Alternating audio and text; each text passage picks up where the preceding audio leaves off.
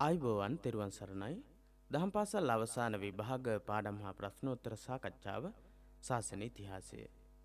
ඔබට සරලව පැහැදිලිව නිදහසේ ඉගෙන ගන්නට අපගේ නාලිකාවේ දාලා තියෙන දහම් පාසල් අවසාන විභාගයට අදාළ වීඩියෝ පාඩම් නරඹන්නට පුළුවන්කම තියෙනවා. ඉතින් මේ පාඩමේදී අපි පළවෙනි පරිච්ඡේදයේ 7 වෙනි කොටසේදී සාකච්ඡා කරන්නට බලාපොරොත්තු වෙනවා. බුදුරදුන් උපයෝගී කරගත් sannivedana මාධ්‍ය කියන පාඩම. sannivedana මාධ්‍ය පිළිබඳව කතා කරද්දී විවිධ මාධ්‍යයන් බුදුරජාණන් වහන්සේ පාවිච්චි කරලා තියෙනවා, භාවිත කරලා තියෙනවා. බුදුරජාණන් වහන්සේ ධර්ම sannivedakaya. තුන් ලෝකයේටම ධර්ම sannivedanaya කරපු ශාස්ත්‍රවරයාණන් වහන්සේ. ඉතින් උන්වහන්සේ මොනවද මේ ධර්මයේ sannivedanaya කිරීම සඳහා භාවිත කරපු, පාවිච්චි කරපු ක්‍රමවේද කියන එක පිළිබඳව අපේ අවධානය මේ පාඩමේදී යොමු වෙන්නේ. අපි පාඩමේ සඳහන් වෙන විදිහටම විස්තර සාකච්ඡා කරගෙන යමු. අවශ්‍ය විශේෂ කරුණු ඔබට පුළුවන්කම තියෙනවා සටහන් කරගන්න. පොතේම සටහන් කරගන්නටත් පුළුවන්. පැන්සලක් අරගෙන සටහන් කරගන්න. එහෙම නැත්නම් ඔබට වෙනමම සටහන් පොතක් අරගෙන එහෙම සටහන් කරගෙන යන්නටත් පුළුවන්. බුදුරජාණන් වහන්සේ උපයෝගී කරගත් විවිධ දේශනා ක්‍රමත් වෙනත් ක්‍රම ශිල්ප මෙන්ම භාවිතයට ගත් භාෂා මාධ්‍යත් උන්වහන්සේගේ කාර්ය සාර්ථකත්වයට හේතු විය. බුදුරජාණන් වහන්සේගේ ධර්මදූත කාර්ය සාර්ථක වීම සඳහා හේතු වෙච්ච කරුණු කිහිපයක් මෙතනදී දක්වනවා. විවිධ දේශනා ක්‍රම, වෙනත් ක්‍රම ශිල්ප,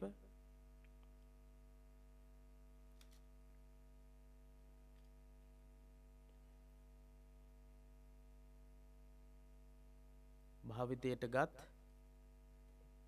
භාෂා මාධ්‍ය,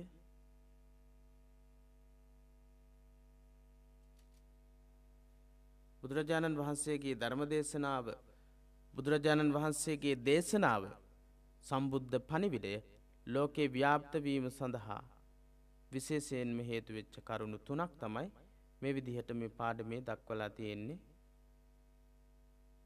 විවිධ දේශනා ක්‍රම බුදුරජාණන් වහන්සේ භාවිත කළා. වෙනත් ක්‍රම ශිල්ප, විවිධාකාරයේ ක්‍රම සහ ශිල්පීය ක්‍රම බුදුරජාණන් වහන්සේ අනුගමනය කළා. ඒ වගේම බුදුරජාණන් වහන්සේ අනුගමනය කරපු භාෂා මාධ්‍යත් ධර්ම දූත කාර්ය සාර්ථකත්වයට පත්වීම සඳහා කෙටි කාලීන ප්‍රතිඵල උදා කර දීම සඳහා හේතුවක් වුණා. ක්‍රිස්තු පූර්ව 6 වන සියවසේදීම විවිධ බමුණු ගුරුවරුන් හා ශාස්ත්‍රයන් විසින් පමණක් භාවිතා කළ සකු බස අතහැර එකල පොදු ජන බසක්සේ පැවති මාගදී භාෂාව තම ධර්මයේ ප්‍රකාශ කිරීමට උචිතසේ යොදාගත්හ. ක්‍රිස්තු පූර්ව 6 වෙනි සියවසේ වෙනකොට බමුණු ගුරුවරු, බ්‍රාහ්මණික ගුරුවරු ශාස්ත්‍රයන් විසින් පමණක් භාවිත කරපු සකු බස ක්‍රිස්තු පූර්ව 6 වෙනි සියවසේදී සංස්කෘත භාෂාව පාවිච්චි කරලා තියෙන්නේ පිරිස් දෙකයි. බමුණු ගුරුවරු, ශාස්ත්‍රීය පිරිස්, ශාස්ත්‍රයන්. ක්‍රිස්තු පූර්ව 6 වෙනි සියවසේදී සකු බස කියලා කියන්නේ සංස්කෘත භාෂාව. මේ සංස්කෘත භාෂාව බුදුරජාණන් වහන්සේ තෝරාගත්තේ නැහැ. බුදුරජාණන් වහන්සේ පහළ වෙන්නේ ක්‍රිස්තු පූර්ව 6 වෙනි සියවසේදී. උන්වහන්සේ පහළ වෙන කාලය වෙනකොට බමුණු ගුරුවරු, ශාස්ත්‍රයන් විතරක් පාවිච්චි කරපු භාෂාවක් තිබ්බා. ඒ භාෂාව තමයි සකු බස. එහෙම නැත්නම් සංස්කෘත භාෂාව. සකු බස, සංස්කෘත භාෂාව. මේ භාෂාව බුදුරජාණන් වහන්සේ තෝරගත්තේ නැහැ. එකල පොදු ජන බසක්සේ පැවති මාගදී භාෂාව.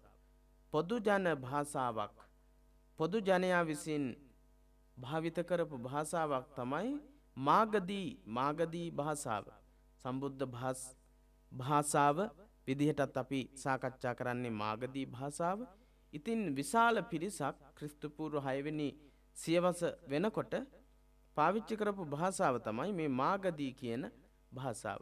උන්වහන්සේ ධර්ම දේශනා මාධ්‍ය විදිහට මේ භාෂාව තෝරා ගැනීම තුළින් උන්වහන්සේගේ ධර්මදූත කාර්යය ඊටම ශීඝ්‍ර කරගන්නට පුළුවන්කම හැකියාව ලැබුණා. බුදුරදුන්ගේ දේශනාවන් හැම කෙනෙකුටම එකසේ තේරුම් ගැනීමට හැකි වූයේ උන්වහන්සේ භාවිත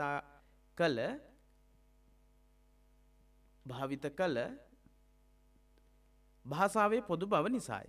බුදුරජාණන් වහන්සේ දේශනා කරපු හැම කාරණාවක්ම බොහෝ දෙනෙට පැහැදිලි වීම සඳහා හේතුවක් වුණේ උන්වහන්සේ භාවිත කළ භාෂාවේ පොදු බව.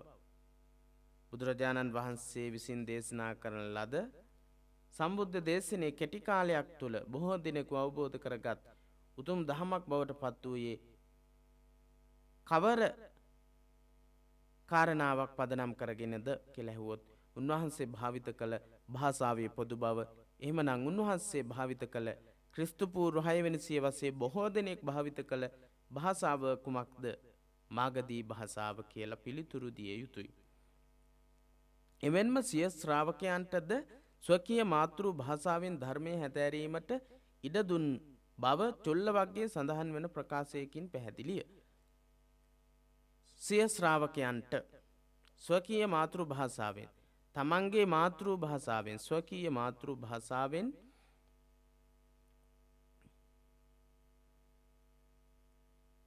ධර්මයේ හැදෑරීමට බුදුරජාණන් වහන්සේ ඉඩ ලබා දුන්නා. මේක සඳහන් වෙන්නේ චුල්ල වර්ගයේ. චුල්ල වර්ගයේ සඳහන් වෙනවා තමන්ගේ මාතෘ භාෂාවෙන් ධර්මයේ හැදෑරීම සඳහා බුදුරජාණන් වහන්සේ ශ්‍රාවකයන් වහන්සේලාට අනුදැන වදාරපු අවස්ථාවක්.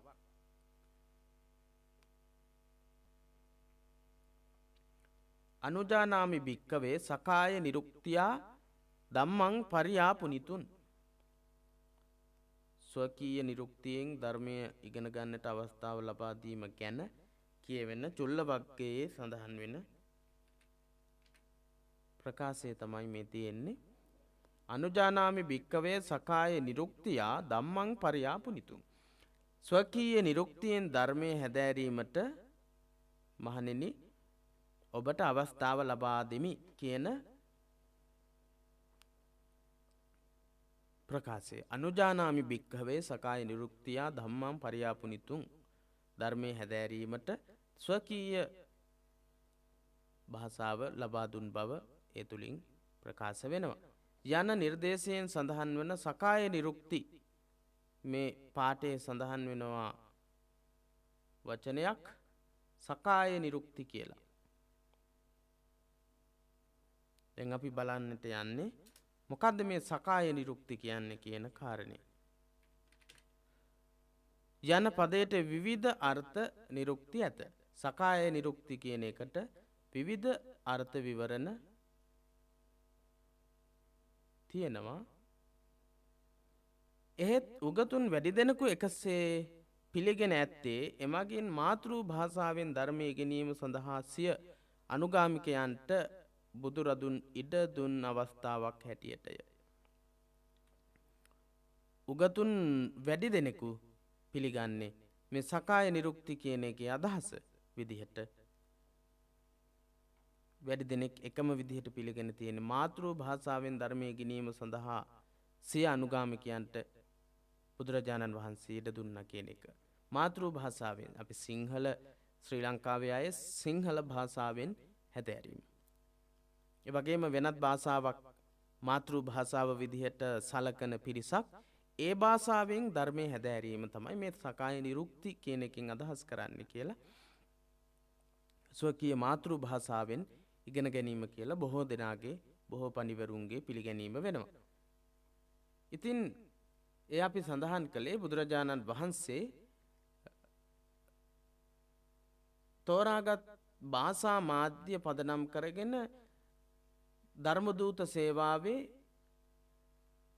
ශීඝ්‍ර ව්‍යාප්තියක් ඇතිවෙන්න හේතු වෙච්ච ආකාරය. ඒ සඳහා අපි කතා කළා ක්‍රිස්තු පූර්ව 6 වෙනි සියවසේ බොහෝ දෙනෙක් අනුගමනය නොකළ භාෂාවක් සකු භාෂාව සංස්කෘත භාෂාව කියලා. බමුණු ගුරුවරු සහ ශාස්ත්‍රයන් විතරයි මේ භාෂාව පාවිච්චි කළේ කියලා. බොහෝ දෙනෙක් පාවිච්චි කරපු භාෂාවක් තමයි මාගධී භාෂාව කියලා කිව්වා. ඒ මාගදී භාෂාව බුදුරජාණන් වහන්සේ තමන්ගේ දේශනා මාධ්‍ය සඳහා තෝරාගත්ත භාෂා මාධ්‍ය බවට පත් වුණා. දේශනා සඳහා පාවිච්චි කරපු භාෂා මාධ්‍ය. ඉතින් ඒ වගේම සකාය නිරුක්ති කියන එක කෙරෙහි අපි අවධානය යොමු කළා. සකාය නිරුක්ති කියන්නේ ස්වකීය මාතෘ භාෂාව කියන එකයි වැඩි දෙනෙක්ගේ පිළිගැනීම කියලයි පාඩමේ කියන හැටියට අපිට හදාරන්නට තිබුණේ. ඊළඟට ගාථා මාධ්‍ය. බුදුරජාණන් වහන්සේ පාවිච්චි කරපු තවත් මාධ්‍යයක් තමයි ගාථා මාධ්‍ය. බොහෝ විට ඇතැම් දේශනා සඳහා ගීතවත් බසත් පද්‍යමය බසත් යොදාගෙන ඇත. බුදුරජාණන් වහන්සේ ගීතවත් බසක් පද්‍ය බසක්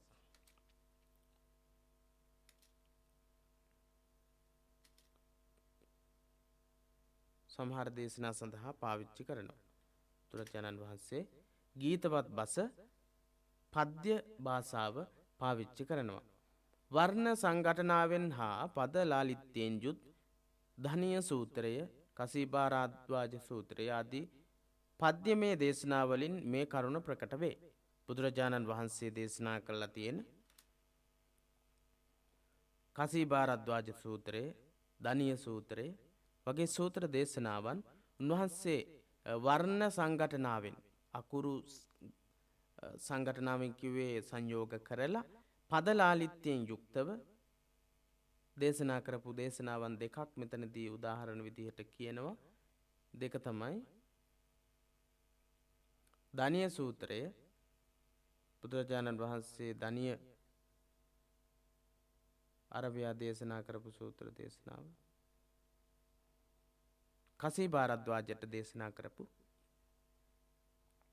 කසීබාරද්වාජ සූත්‍රය කියන මේ දෙකම පදලාලිත්‍යයෙන් යුක්ත පද්‍යමය කොටස් අන්තර්ගත වෙන සූත්‍ර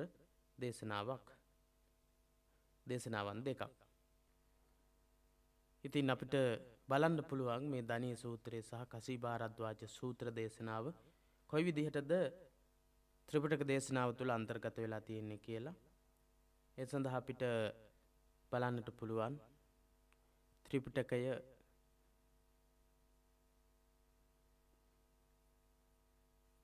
අන්තර්ගත වෙන වෙබ්සයිට් බොහොමයක් තියෙනවා. ඒ හරහත් සම්බුද්ධ ජයන්ති ත්‍රිපිටක ග්‍රන්ථමාලාවලිනුත් මේක ඔබට අධ්‍යයනය කරන්න බලන්න පුළුවන්. ඉතින් කසීබාරද්වාජ සූත්‍රයේ මෙන්න මේ විදිහට සඳහන් වෙනවා. කස්සකෝ පටිජානාසි නච්ච පස්සාමතේ කසින් කසින් නෝ පුච්චිතෝ බ්‍රූහි යතහා ජානේමුතේ කසින් කියලා. ඉතින් ඒ වගේ අදහසක්, ඒ වගේ ගාථාවක් දැක්වෙනවා. තවත් ගාථාවක් බලමු. සද්දා බීජං තපෝ බුද්ධි පඤ්ඤාමේ යුග නංගලං හිරි ඊසා මනෝ යුත්තං සති මේ පාලපාචනං. ඔය විදිහට බුදුරජාණන් වහන්සේ කසීබාරද්වාජට තමා ගොවිතැන් කරලා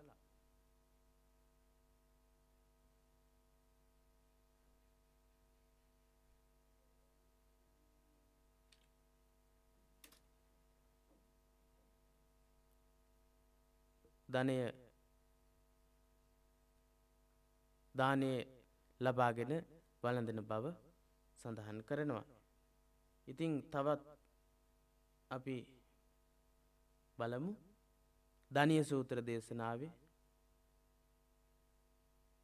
නාහං බතකෝස්මි කස්සචි නිබ්බිට්ඨේන චරාමි සබ්බ ලෝකේ අත්තෝ බතියාන විච්ඡති අත වේ පත්ථ යසි පවස්ස දේව කියලා ධනිය සූත්‍ර දේශනාවේ සඳහන් වෙනවා. කාගේවත් ළඟ මෙමා වැඩ කරන්නෙක් නොවෙමි, වැඩ රහිත කෙනෙක් ලෙස සැරිසරමි සියලු ලොව. හම්බ කරනා යමක් අවසි නැත මට කිසිත්, එම්බා වලාවෙනි කැමති නම් බැසි වසිනු මැන.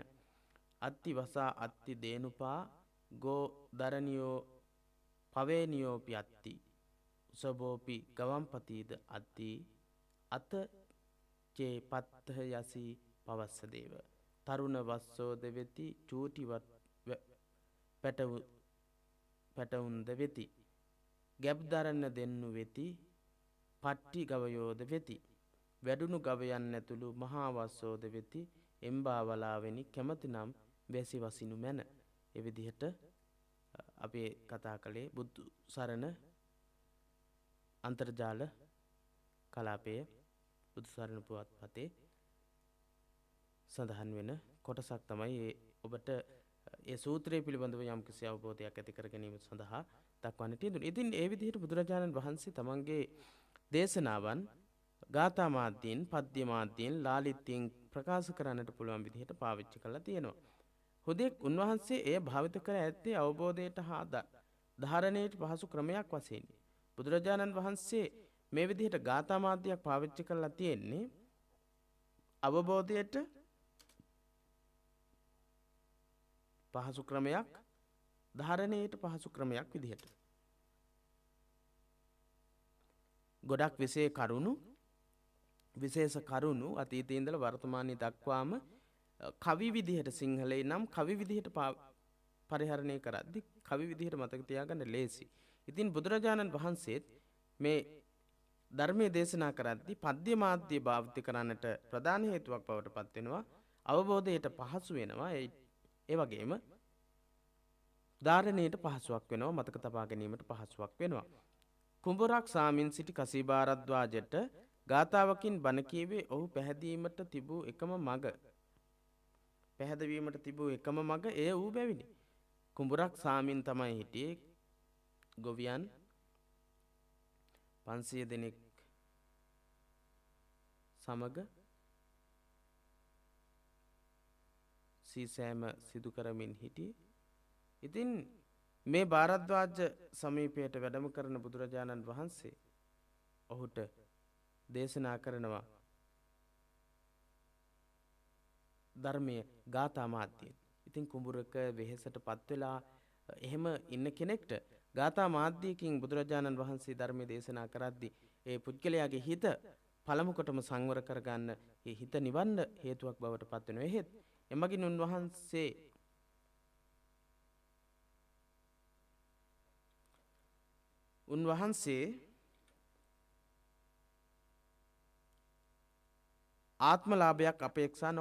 ආත්මලාභයක් අපේක්ෂා කළේ නැහැ.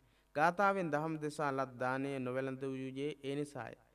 ගාථා බිගීතං මේ අභෝජනීයන් බුදුරජාණන් වහන්සේ සඳහන් කරනවා. ගාථා කියලා පහදවලා ලබා ගන්නා වූ දානීය වැළඳීම බුදුරජාණන් වහන්සේලාගේ සිරිත නොවේ.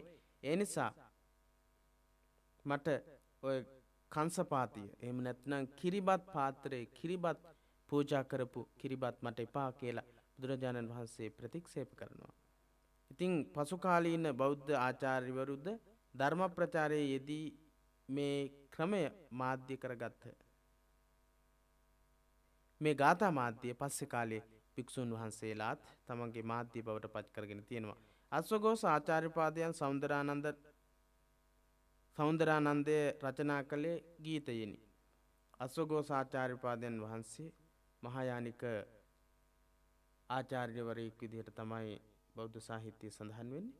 ඉතින් සෞන්දරානන්දය රචනා කරලා තියෙන්නේ ගීත මාධ්‍යයෙන්. නවංග සත්තු ශාසනයේ වශයෙන් බුද්ධ වචනේ බෙදා ඇති තන්හිද බහුලව පද්‍යමය දේශනා දක්නට ලැබේ. නවංග සත්තු ශාසනයේ සුත්ත ගෙය්‍ය වේයාකරණ ගාථා උදාන මේ විදිහට නවංග සත්තු ශාසනයේ දකින්න තියෙන්නේ බුදුරජාණන් වහන්සේ දේශනා කරන විදිහට. බුදුරජාණන් වහන්සේගේ වර්ගීකරණයක් තමයි ත්‍රිපිටකයේ පිළිබඳව සම්බුද්ධ දේශනාව පිළිබඳව සම්බුද්ධ වර්ගීකරණය තමයි නවංග සත්තු ශාසනය. නවංග සත්තු ශාසනයේ අංග කිහිපයක්ම මේ ගාථා, ගීත, පද්‍ය මේ භාවිතයට නැඹුරු වෙච්ච අවස්ථා වැඩි. ඉතින් ඒ විදිහට බුදුරජාණන් වහන්සේගේ දේශනාව පද්‍ය මාධ්‍යයෙන් ගාථා මාධ්‍යයෙන් භාවිත කරලා තියෙනවා. බුදුරජාණන් වහන්සේ දේශනා කරපු බොහෝමයක් ඒ විදිහට පාවිච්චි කරන්න හේතුව, උන්වහන්සේ දේශනා කරන්න හේතුව අවබෝධයට පහසුයි, ඒ වගේම ධාරණයට පහසුයි. ඉතින් කසීභාරද්වාජ බ්‍රාහ්මණයාට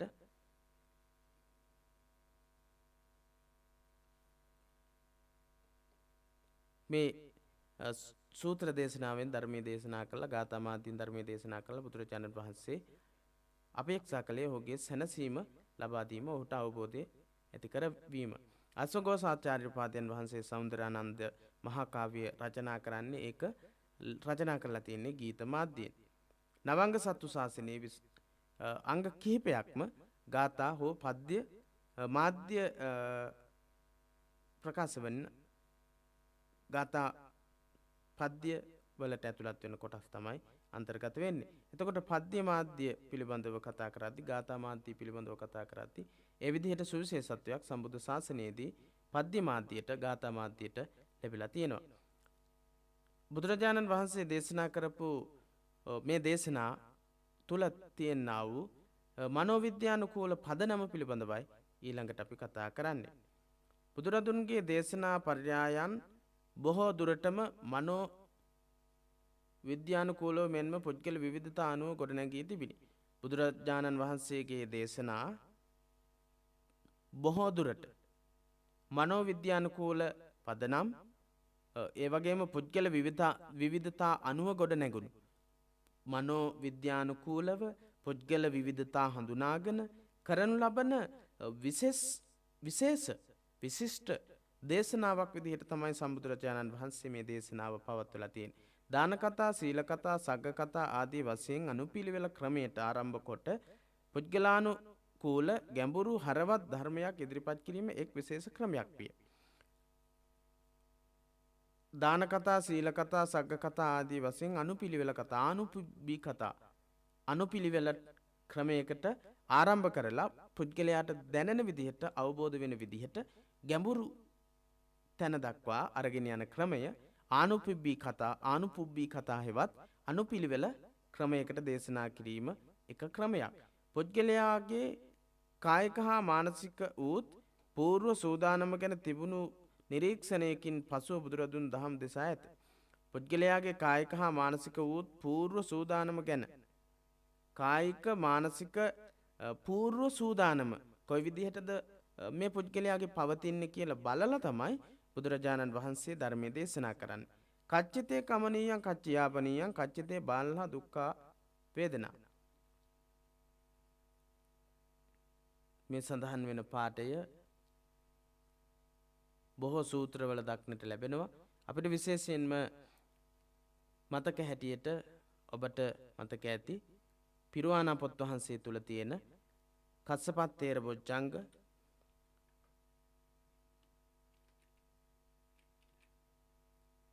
මොග්ගල්ලානත් තේර බොජ්ජංග කියන මේ පිරිත් සූත්‍ර දේශනාවලත් මේ කොටස අන්තර්ගත වෙනවා. කච්චිතේ කස්සප කමනීයං කච්චයාපනීයං කච්චි දුක්ඛ වේදනා බාලහා මේ දුක්ඛ වේදනා මේ විදිහට බුදුරජාණන් වහන්සේ විමසලා තියෙනවා. කස්සප හාමුදුරුවන්ගෙන් මුගලන් හාමුදුරුවන් වහන්සේගෙන් කොහොමද වේදනාව අඩුද වැඩිද අඩු වෙමින් වැඩි වෙමින් පවතිනවද කොහොමද දුකෙන්ද මානසික පීඩාවකින්ද ඉන්නේ ওই විදිහට ප්‍රශ්න අහලා තියෙන අවස්ථාවන්. ඒ කියන්නේ රෝගී තත්වයට පත් වෙලා ඉන්න කෙනෙක් ගාවට ගිහිල්ලා බුදුරජාණන් වහන්සේ භික්ෂුන් වහන්සේගේ මානසික තත්වය පිළිබඳවත් දැන් පවතින තත්වය පිළිබඳවත් ඉතාමත් හොඳින් සමීපව විමසපු අවස්ථාවක් තමයි කච්චිතේ කමනීයං කච්චයාපනීයං කච්චිතේ බාලහා දුක්ඛ වේදනා කියන මේ ප්‍රකාශය තුලින් ප්‍රකාශ වෙන්නේ. ආදි වශයෙන් ඇතැම් පුද්ගලයන්ගේ සුවදුක් විචාරීමෙන් අනතුරුව දහම් දෙසූ අවස්ථා පිළිෙහි සඳහන් වේ. ඊට පස්සේ තමයි බුදුරජාණන් වහන්සේ ධර්මයේ දේශනා කළා තියෙන්නේ. ප්‍රත්‍යක්ෂයෙන් අවබෝධයට යාම හෙවත් ක්‍රියාවෙන් අවබෝධය ලබා ගැනීමට සැලැස්වීමද උන්වහන්සේ අනුගමනය කළ දේශනා ක්‍රමයක් විය. ප්‍රත්‍යක්ෂයෙන් අවබෝධයට යාම හෙවත් ක්‍රියාවෙන් අවබෝධය ලබා ගැනීමට ඉඩ සැලැස්වීම බුදුරජාණන් වහන්සේ අනුගමනය කරපු තවත් මනෝවිද්‍යානුකූල ක්‍රමවේදයක්. පුතු මල සොවින් පුතා මැරිච්ච ශෝකයෙන් වියරු වැටුණු කිසාගෝතමියට කිසිවකු නොමල ගේකින් අබමිටක් ගෙන එනසේ යොමු කොට ඇයටම ජීවිතයේ අනිත්‍යතාව අත්දැකීමෙන් අවබෝධ කර ගැනීමට ඉඩ සැලසූහ. තමන්ගේ පුතා මැරිච්ච කිසාගෝතමිය ඔහු බේරා ගන්නට කියලා බේරලා දෙන්නට කියලා බුදුරජාණන් වහන්සේ ගාවට අරගෙන යනවා. අවසානයේදී බුදුරජාණන් වහන්සේ ප්‍රායෝගික ක්‍රමයකට මේ ප්‍රශ්නේ විසඳනවා. කිසිම කෙනෙක් නොමල මලගේ නොමල ගේකින් අබ මිටක් අරගෙන එන්නට කියලා. කිසා ගෞතමිය දරුවත් අරගෙන ගෙයක් පාසා ගිහිල්ලා අබ හොයන්න උත්සාහ කරනවා. අවසානයේදී කිසා ගෞතමිය අවබෝධ කරගන්නවා ඒ පුතාට විතරක් අත්වෙච්ච ඉරණමක් නෙමෙයි මේක ලෝකේ ඉන්න හැම දිනාටම අත්වෙච්ච ඉරණමක් කියන එක අවබෝධ කරගත්තා. ප්‍රායෝගික ක්‍රමයක් තුලින් ධර්මය අවබෝධ කරවන්නට බුදුරජාණන් වහන්සේ කටයුතු කරපු අවස්ථාවක්. චුල්ලපන්තක හිමියන්ට ශරීරයේ ස්වභාවය තේරුම් ගැනීමට චුල්ලපන්තක හාමුදුරුවන් වහන්සේට ශරීරයේ ස්වභාවය තේරුම් ගැනීමට සැලැස්සුවේ පිරිසිදු රෙදි කඩක් අතටදී අවුවේ සිට එම රෙදි කඩින් අත්ල පිරිමැදීමට උපදෙස් දීමනි. අත පිරිමැදින්නට කියලා උපදෙස් දෙනවා. අවුව තියෙන වෙලාවක ඔබටත් ඒ පරීක්ෂණය කරලා බලන්න පුළුවන්. සුදු රෙදි කෑල්ලක් අරගෙන අත පිරිමැදිනකොට ඒ රෙදි කැබැල්ල ඊටමත් ඉක්මනින් කිලිටි වෙන ආකාරය. චුල්ලපන්තක හාමුදුරුවන් වහන්සේටත් බුදුරජාණන් වහන්සේ වගේ ක්‍රියාකාරකමක් තුලින් ධර්මය අවබෝධ කරගන්නට අවස්ථාව සැලසුවා. ඒ පුද්ගලයාගේ ජීවිතය හා සම්බන්ධ පරිසරාත්මක අත්දැකීම් ඇසුරෙන් ධර්මය තේරුම් කර දීමද උන්වහන්සේ යොදාගත් තවත් මාධ්‍යයකි. ඒ පුද්ගලයාගේ ජීවිතය හා සම්බන්ධ පරිසරය, ඔහු ජීවත් වෙන පරිසරය, ඔහු ක්‍රියා කරන පරිසරය හා සම්බන්ධ කරගෙනත් බුදුරජාණන් වහන්සේ තමන්ගේ ධර්මයේ දේශනා කරනවා. ගිනි දෙවියන් පුදමින් සිටි උරුවේල කාශ්‍යප ආදීන්ට ගින්න ආශ්‍රිත දේශනාවක් වූ ආදිත්ත පරයාය සූත්‍රය දේශනා කිරීම. බුදුරජාණන් වහන්සේ තුම්බෑ ජටිලයන්ට දේශනා කරන්නේ ආදිත්ත පරයාය සූත්‍ර දේශනාව.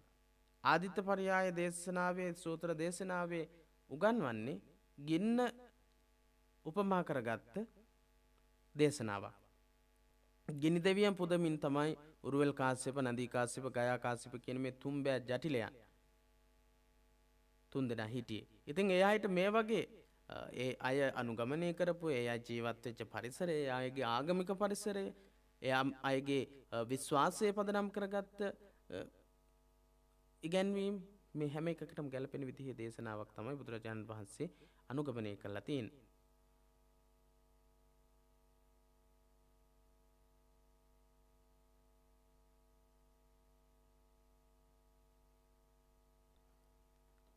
තවත් ඒ වගේ අවස්ථාවක් ඒ එක පුද්ගලයාගේ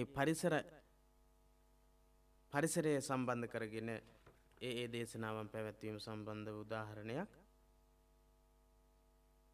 යාගයේ නියැලී සිටි කූටදන්ත බ්‍රාහ්මණයාට යාගය අරමුණු කොටද.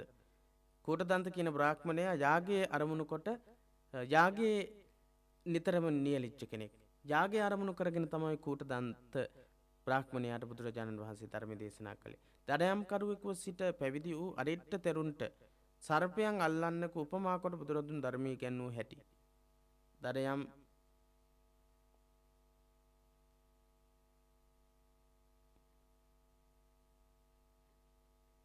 දඩයම් කරුවෙක්කු වෙලා තමයි හිටියේ අරිට්ඨ කියන හාමුදුරුව තෙරුන් වහන්සේ. උන්වහන්සේට ධර්මයේ දේශනා කරන්නේ සර්පයන් අල්ලන ආකාරය පිළිබඳව උපමා කරගනිමින්. සර්පයන් ඇල්ලීම උපමා කරගනිමින් බුදුරජාණන් වහන්සේ අරිට්ඨ හාමුදුරුවන් වහන්සේට ධර්මයේ දේශනා කරනවා. ඒ හාමුදුරුවන් වහන්සේ අනුගමනය කරපු ක්‍රියා කරපු ආකාරය අනුව සර්පේකු দমনය කිරීම, සර්පේකු අල්ලා ගැනීම උපමා කරගත්තම මේ අරිට්ඨ තෙරුන් වහන්සේට ඉතාමත් ලේසියෙන් පහසුවෙන් අවබෝධ කරවන්න පුළුවන්. උන්වහන්සේට දැකලා නැති, උන්වහන්සේට විශේෂ වෙන්නේ නැති යම්කිසි උපමාවක් උදාහරණයක් ගත්තනම් එතනදී යම්කිසි ගැටලුවක් වෙන්න පුළුවන්. අරිට්ඨ හාමුදුරුවන් වහන්සේට ඒ පිළිබඳව නොවැටහෙන්න පුළුවන්. සර්පයන් අල්ලන කෙනෙක්ව උපමා කරගෙන ධර්මයේ දේශනා කළාම තාමත් ඉක්මනින් ධර්මයේ අවබෝධ කර ගැනීමට පුළුවන්කම ලැබෙනවා. ඉතින් ඒ විදිහට විවිධ විශේෂ අවස්ථාවන් බුදුරජාණන් වහන්සේ ධර්මයේ දේශනා කිරීමේදී භාවිත කරලා තියෙනවා. ශ්‍රව්‍ය දෘශ්‍ය මාධ්‍ය. බුදුරජාණන් වහන්සේ ශ්‍රව්‍ය මාධ්‍ය, දෘශ්‍ය මාධ්‍ය කියන මේ මාධ්‍ය දෙකම පාවිච්චි කරලා තියෙනවා ධර්මයේ දේශනා කිරීමේදී. ශ්‍රව්‍ය මෙන්ම දෘශ්‍ය රූප මාධ්‍ය කොටගෙනද දහම් දෙසා තිබේ. බුදුරජාණන් වහන්සේ ශ්‍රව්‍ය වගේම රූප මාධ්‍ය කොටගෙන ධර්මයේ දේශනා කළා තියෙනවා. බලමු අපි කොහොමද කියලා. ඒ අවස්ථාවන් මොනවද කියලා. රූපමානයෙන් උදම්ව සිටි රූපනන්දා. රූපමානයෙන් උදම් වෙලා හිටියා, උද්දාමයටපත් වෙලා හිටියා රූපනන්දා කියන කාන්තාව. ඉදිරියේ शोभाවත් ස්ත්‍රී රූපයක් මවා අනතුරු එම රූපය ක්‍රමයෙන් ජරාවට පත්වන අන්දම පෙන්වා රූපමානයේ නිසරු බව වටහා දී තිබේ. බුදුරජාණන් වහන්සේ සමීපයට ආපු රූප මානෙන් හිටපු කෙනෙක් තමයි රූපනන්දා කියන්නේ. ඉතින් මේ රූපනන්දාව ඉදිරියේ शोभाවත් ස්ත්‍රී රූපයන් දෙකක් මවනවා. ඒ දෙක ක්‍රමයෙන් විනාශයට යන ආකාරය අවබෝධ කරගන්න දීලා බුදුරජාණන් වහන්සේ රූපනන්දාවට රූපෙහි පවතිනා වූ නිස්සාරත්වය අනිත්‍යතාවය අවබෝධ කරවලා දෙනවා. ජනපද කල්යාණිය කෙරෙහි පෙම්බැඳ සසුනෙහි උකටලීව කල්ගෙ වූ නන්ද තෙරුන්ට එහි නිසරු බව අවබෝධ කර වූයේ දැවී ගිය වැඳිරියක හා දිව්‍යාංගනාවන් පෙන්වා කරන ලද සසඳීමකින්ය. බුදුරජාණන් වහන්සේ රූපයක් රූපමාධ්‍ය පාවිච්චි කරනවා. එක තැනකදී නවදැලි හේනෙක අලුතින් ගිනි තියපු හේනෙක අත් එක පිච්චිලා ඉන්න කළු පාට වෙච්ච වැඳිරියක් පෙන්වනවා. ඊට පස්සේ දිව්‍ය ලෝකේ දිව්‍යාංගනාවන් පෙන්වනවා. අර වැඳිරිය ජනපද කල්යාණිය හා සමානයි. මේ දිව්‍යාංගනාවන් අවශ්‍ය නම් මා කියන විදිහට වැඩ කරන්නට කියලා බුදුරජාණන් වහන්සේ අවවාද කරලා ඒ සම්‍යක් ප්‍රයෝගයේ යටතේ තමයි උකටලී වෙලා හිටපු ජනපද කල්යාණිය කෙරෙහි පෙම්බැඳ හිටපු සසුනේහි වීර්ය අතහැරලා හිටපු මේ නන්ද තෙරුන් වහන්සේට අවබෝධය ඇති කරවන්නට යෙදුනේ. රූසපුවෙන් මුළු නුවරම වසී කළ සිරිමා නැමැති සුරූපී කාන්තාවගේ මල සිරුර සොහොන් බිමේදී වෙන්දේසි කරන්නට ඉඩ සලසා රූපයේ අනිත්‍යතාවයත් රූපසපුවෙන් මුළු නගරයේම සිටුවරු රජවරු මේ හැම කෙනාම වසී කරගෙන හිටපු කෙනෙක් තමයි සිරිමා කියන සුරූපී කාන්තාව. රූප සුන්දරිය. මේ රූප සුන්දරිය මිය පරලෝ යනවා. මිය පරලෝ ගියාට පස්සේ දහස් ගණනට එක දවසකට විකිනෙච්ච මේ සුරූපී සිරිමා කියන කාන්තාව සතියක් දෙකක් ගිහිල්ලා කුණු වෙලා විනාශ වෙලා ගියාට පස්සේ බුදුරජාණන් වහන්සේ එක වෙන්දේසි කරන්නට කටයුතු කරනවා. ඒක වෙන්දේසි කිරීමේදී කිසිම කෙනෙක් ඒක ලබා ගන්නේ නැහැ. ඒ හරහා බුදුරජාණන් වහන්සේ කොයිතරම් ලස්සන රූපවත් බවක් තිබුණත් එහි නිස්සාරත්වයක් පවතින බව, එහි පවතිනා වූ පිළිකුල් සහගත ස්වභාවය අවබෝධ කරවන්නට ඒ වගේ රූප මාධ්‍යයන්, ඒ වගේ අවස්ථාවන් පාවිච්චි කරලා තියෙනවා. ප්‍රශ්න විසඳීමේ ක්‍රම 4ක් බුදුරජාණන් වහන්සේගේ දේශනා මාධ්‍යයේ දකින්නට ලැබෙන තවත් සුවිශේෂීතම ඉගැන්වීමක් තමයි ප්‍රශ්න විසඳීමේ ක්‍රම. බුදුරජාණන් වහන්සේ ප්‍රශ්න විසඳීම සඳහා අනුගමනය කරපු ක්‍රම පිළිබඳව ක්‍රම 4 අපි ඉගෙන ගන්නට ඕන. දහම් පාසල් අවසාන විභාගයේදී මේ ක්‍රම 4 නිතර අහලා තියෙනවා. තමන් වහන්සේ වෙත සැක දුරු කර ගැනීම සඳහා එන පුද්ගලයන්ට උන්වහන්සේ දහම් දෙසූ ක්‍රම 4ක් ගැන පෙළෙහි සඳහන් වේ. බුදුරජාණන් වහන්සේ ගාවට ධර්මයේ අහන්න එන අයට ධර්මයේ දේශනා කරපු ක්‍රම 4ක් ගැන ධර්මයේ සඳහන් වෙනවා. පළවෙනි එක ඒකංශ ව්‍යාකරණී. නමින් හැඳින්වෙන අසන ප්‍රශ්නයට එක එල්ලේම පිළිතුරු දේශනා කිරීම පළමු වන ක්‍රමය. ඒකංශ ව්‍යාකරණ කියන්නේ ප්‍රශ්නයක් ඇහුවට පස්සේ එක එල්ලේම ඒ අහන ප්‍රශ්නයට ගැලපෙන පිළිතුර ලබා දීම. විභජ්‍ය ව්‍යාකරණී. ඊළඟ දේශනා ක්‍රමය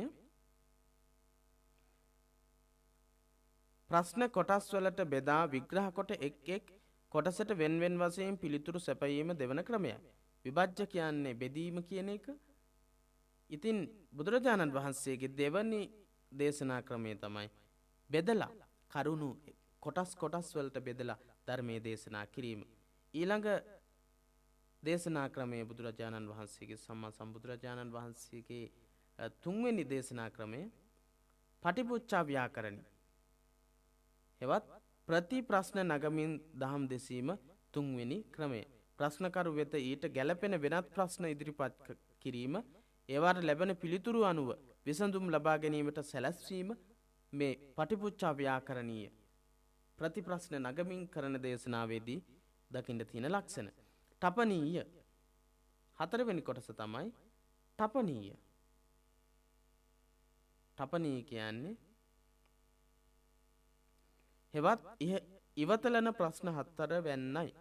ඉවතලන ප්‍රශ්න තපනීය පැත්තකින් තබන ප්‍රශ්න තිබුණා. බුදුරජාණන් වහන්සේ සමහර ප්‍රශ්නවලට පිළිතුරු නොදී ඒ ප්‍රශ්න පැත්තකින් තියලා තියෙනවා. ප්‍රායෝගික වශයෙන් ජීවිතයට ඒ තරම් වැඩක් නැති ප්‍රශ්න මේ ගණයට අයත් වේ. ජීවිතයට ප්‍රායෝගිකමය වශයෙන් ධර්ම මාර්ගයට ගැලපෙන්නේ නැති, අවශ්‍ය වෙන්නේ නැති දේශනාවන් තමයි මේ තපනීය කියන කොටසේදී බුදුරජාණන් වහන්සේ පසකට කරලා නොවිසඳා අතහැරලා තියෙන්නේ. එහෙනම් දේශනා ක්‍රම ඒකාංශ ව්‍යාකරණයේ අසන ප්‍රශ්නයට එකෙල්ලේ පිළිතුරු දීම, විභජ්‍ය ව්‍යාකරණීය ප්‍රශ්න කොටස් වලට බෙදා විග්‍රහ කරලා දැක්වීම, පටිපුච්ඡා ව්‍යාකරණීය ප්‍රශ්න නගමින් කරන දේශනාව. ඊළඟ දේශනාව තමයි තපනීය. සමහර ප්‍රශ්න බුදුරජාණන් වහන්සේ පැත්තකින් තිබුවා. ඒ ප්‍රශ්න මෙවැනි විවිධ දේශනා ක්‍රම භාවිත කිරීම නිසාද බුදුරදුන්ගේ ධර්ම දූත මෙහි ඊතා ඉක්මනින් පැතිර ගිය බව කිව හැකිය. බුදුරජාණන් වහන්සේගේ ධර්ම දේශනාවන් ධර්ම දූත සේවය ඊ타මත් ඉක්මනින් ව්‍යාප්ත වීම සඳහා මේ කියපු දේශනා ක්‍රමයනුත් බලපෑවා. මෙසේ බුදුරදුන් ආරම්භ කළ ධර්ම දූත සේවාව සම්බුද්ධත්වයේ සිට පිරිනිවන් පාන මොහොත දක්වා මුන්වහන්සේ නොකඩවා පවත්වාගෙන ගියා. ඒ සඳහා ඔය කියපු අපි සාකච්ඡා කරපු විට කලින් පාඩම් වල සාකච්ඡා කොටස් වල වීඩියෝ පාඩම් වල කතා කරලා තියෙනවා මේ සම්බුදුරජාණන් වහන්සේගේ ධර්ම දූත කාර්ය සාර්ථක වීම සඳහා හේතු වෙච්ච සියලු අංශයන් පිළිබඳව. එහෙනම් ඒ සියලු අංශයන් පිළිබඳව දහම් පාසල අවසාන විභාගයේදී ප්‍රශ්න අහන්න පුළුවන්කම තියෙනවා. ඒ නිසා ඒ කෙරෙහි අවධානය යොමු කරන්න. පළවෙනි පාඩම ඉතාමත් දීර්ඝ පාඩමක්. ඒකේ කොටසක් තමයි අපි මේ විදිහට සාකච්ඡා කරමින් සිටින්නේ. උන්වහන්සේ තුල පැවති අවංක භාවය, ආත්ම විශ්වාසය, මනා සංවිධාන ශක්තිය, අදිෂ්ඨානය, මහා කරුණාව හා ප්‍රඥාව වැනි ගුණාංගයන් මේ සඳහා විශේෂයෙන් හේතු වේ. බුදුරජාණන් වහන්සේගේ ධර්ම දූත මෙහෙවර සාර්ථක වීම සඳහා බලපෑව උන්වහන්සේ තුල පැවති අවංක භාවය, ආත්ම විශ්වාසය, මනා සංවිධානාත්මක ශක්තිය, අදිෂ්ඨානය, මහා කරුණාව, මහා ප්‍රඥාව කියන ගුණ ධර්මයන් සියල්ලක්ම බුදුරජාණන් වහන්සේගේ ධර්ම දූත සේවාව, ධර්ම දූත මෙහෙවර සාර්ථක වීම සඳහා බලපාන්නට යෙදුණා. ඉතින් සම්බුදුරජාණන් වහන්සේගේ ධර්ම දූත සේවාව සාර්ථක වීම සඳහා බලපාන්නට යෙදුණු බුදුරජාණන් වහන්සේ උපයෝගී කරගත් සංනිවේදන මාධ්‍ය පිළිබඳවයි අපි කතා කළේ. සංනිවේදන මාධ්‍ය විදිහට මාගදී භාෂාව තෝරා ගැනීම භාෂාවක් විදිහට තෝරාගත්ත එකේ වැදගත්කම, ගාථා මාධ්‍ය භාවිත කරපු ආකාරය අපි සාකච්ඡාවට බඳුන් කළා. මනෝවිද්‍යානුකූල පදනමක් මත ධර්ම දේශනාවන් සඳහා අවස්ථාව බුදුරජාණන් වහන්සේ උදා කරගත් ආකාරය අපි මනෝවිද්‍යානුකූල පදනම කියන එක යටතේ කතා කළා. බුදුරජාණන් වහන්සේ ශ්‍රව්‍ය දෘශ්‍ය මාධ්‍ය භාවිත කරමින් ධර්මය අවබෝධ කරවන්නට ක්‍රියා කරපු ආකාරයන් පිළිබඳ උදාහරණ සහිතව අපිට මතක තියෙන්නට අවශ්‍ය වෙනවා දහම් පාසල් අවසාන විභාගයේදී. ඒ වගේම බුදුරජාණන් වහන්සේ ප්‍රශ්න විසඳීමේ ක්‍රම 4ක් අනුගමනය කළා. මේ 4 පිළිබඳවත් ඔබට අවබෝධයක් තියෙන්නට අවශ්‍යයි. ඒකාංශ ව්‍යාකරණී, විභජ්‍ය ව්‍යාකරණී, පටිපුච්ඡා ව්‍යාකරණී, තපනීය කියන ක්‍රම 4 යටතේ බුදුරජාණන් වහන්සේ ධර්මයේ දේශනා කරපු බව අපි ඒ අනුව කතා කළා. එසේනම් ඊළඟ කොටසින් හමු වීමේ බලාපොරොත්තු මේ කොටසින් සමුගන්නවා. ඔබට තෙරුවන් සරණ ප්‍රාර්ථනා කරමින්